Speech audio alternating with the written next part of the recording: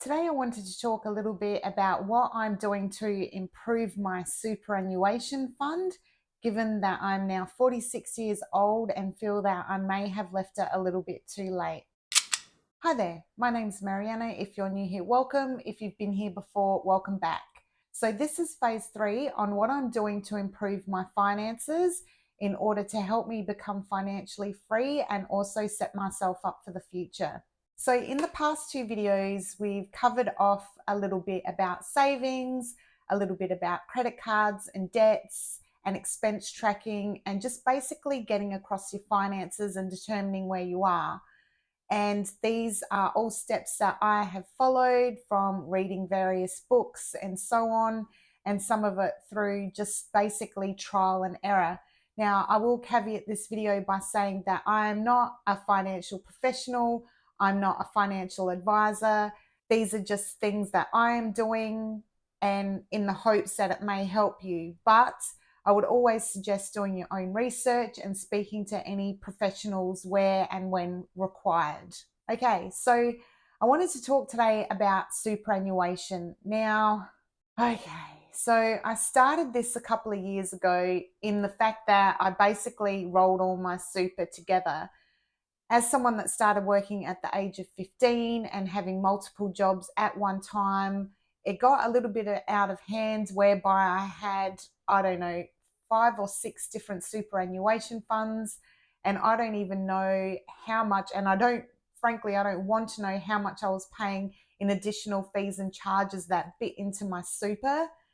Also, because I am starting so late and didn't take my super seriously at a younger age or a much younger age, I'm like probably about 20 years behind. And that means I've basically lost all the benefits of compounding. But I'm trying to rectify some of that now and hoping that I can put myself in a better position come time to retire. So, which unfortunately is not that far away when you think about it realistically. Back in my 20s, I thought it was one of the lies that I told myself. I thought that I had plenty of time. But unfortunately, time does tick on pretty quickly. So now I'm playing catch up. Like I mentioned before, the first thing that I did a couple of years ago, because there was all this stuff on the media and the news about, finding all your lost super, which is something that I did and found extremely helpful. So I took all the funds, and back then it was a bit more of a time consuming process. I think it's much simpler now. You basically get onto the government website, punch in your details on your MyGov, and then it should be able to find all the lost superannuation for you. So if you do have lost super, or if you're unsure, just do a quick check. It is free to do so. And then if you've got multiple superannuation funds, just roll them all into the one that you prefer.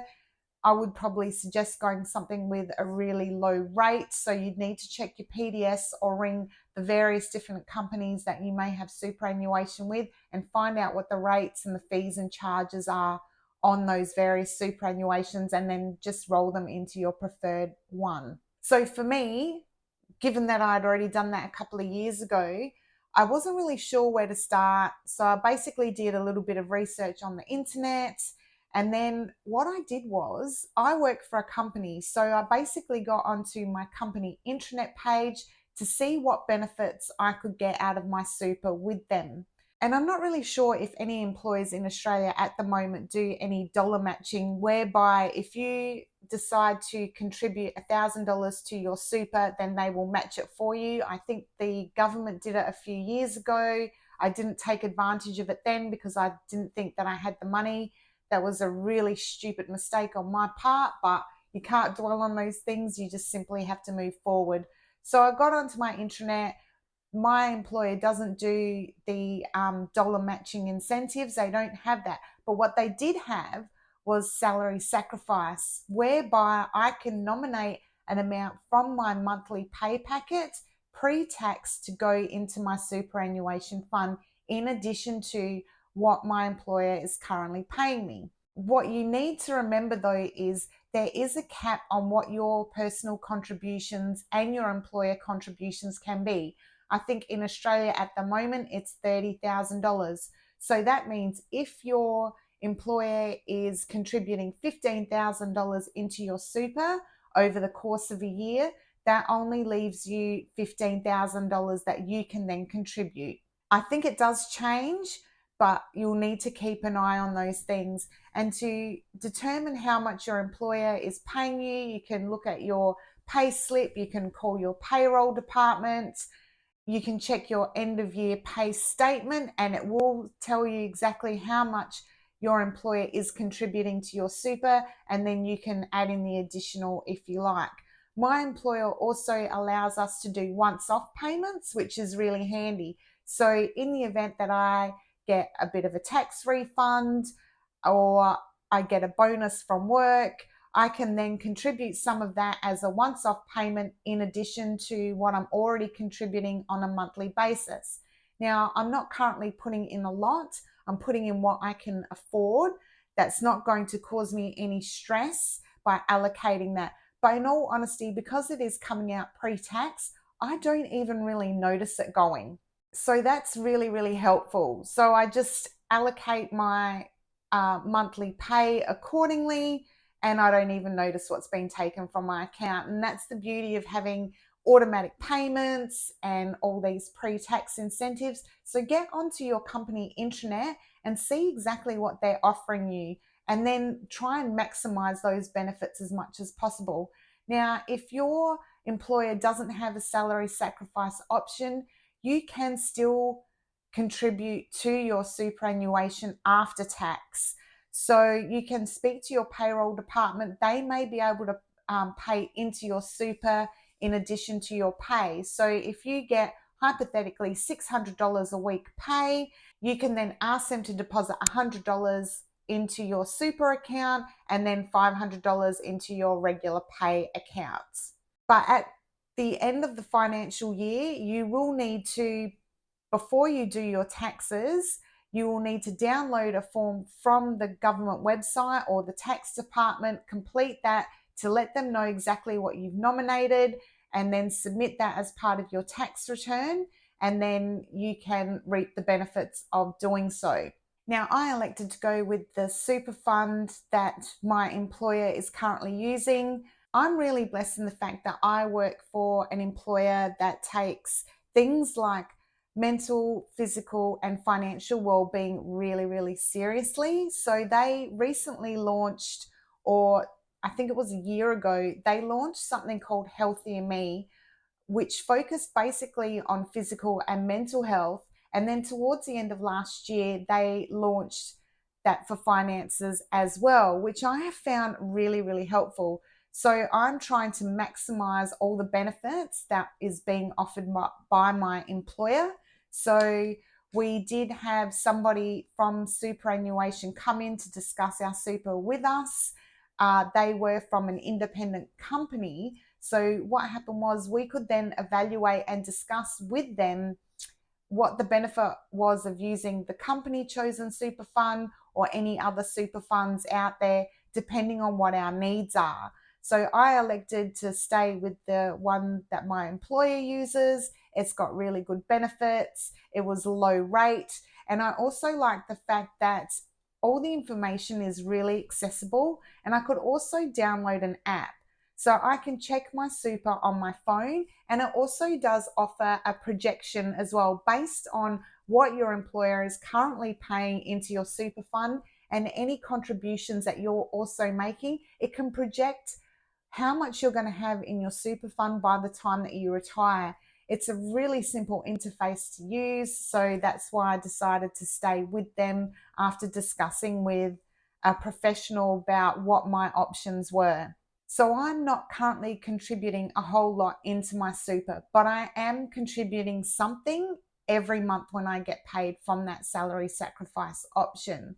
Now, back in the day, or back in the day, but before last year, if I got a tax refund, I would treat that as a bonus instead of using it smartly. I would just spend it. I'd go, oh, okay, so there's something new that I want to buy, and I would allocate my tax refund to some item that I probably don't even have anymore. But now what I do is, depending on how much it is, I try to split that 3 ways. So I put some of it into my super, I put some of it into my home loan, and then I put some of it into my investment account. And my investment journey is something that I'll discuss in a future video, because I don't want this video to get too long. So that's what I do. And also, provided that I get a pay increase that year, or if I were to get a bonus from work, same thing. I allocate my bonus in 3 ways: investments, super, and home loan, instead of just spending it on a random item. Now, if you do want to treat yourself to something nice, I probably suggest that you sit down and crunch the numbers and maybe divide that bonus or that tax refund 4 ways: one to pay down some debt, one to invest, one to contribute to your super, and then if there's something left, then buy the thing that you've been coveting. But to spend the whole lot on just some item that probably you won't even have in 20 years' time does seem a little bit wasteful. Whereas contributing it towards your financial freedom or your financial wellness seems to make sense to me now.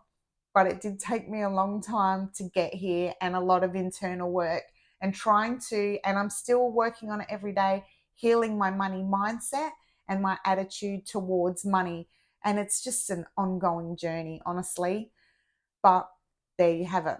Hopefully, fingers crossed, I do get a bonus and a pay increase this year. So from my pay increase, I will probably maintain the take home pay that I'm currently getting, and then any additional amount, I will just put that as a salary sacrifice option into my super. And like I mentioned, if I get that bonus, then I'll also nominate a once-off payment into my superannuation. Because realistically speaking, I think in Australia, retirement age right now is about 67. So I've really only got about 20 years to make sure that I'm comfortable, because looking at the current projection, because I'm starting so late, I have not left myself in a good position for retirement. And I do worry that there may be no pension in Australia in 20 odd years. I mean, you just don't know what the government's going to elect to do. So it's better to be safe than sorry. And by contributing money to my super, it just makes me feel more comfortable, and it also reduces the stress of worrying about what's going to happen in 20 years. Now, I know if you're 20 or 30, super is at the back of your mind right now, but take it from somebody who knows. Start now, start early, take advantage of compounding, and set yourself up for a good financial future. So superannuation doesn't have to be difficult. Just get online, do a super search, and then roll everything together into the one super fund that you choose. Have a look on your company intranet to see what benefits they offer.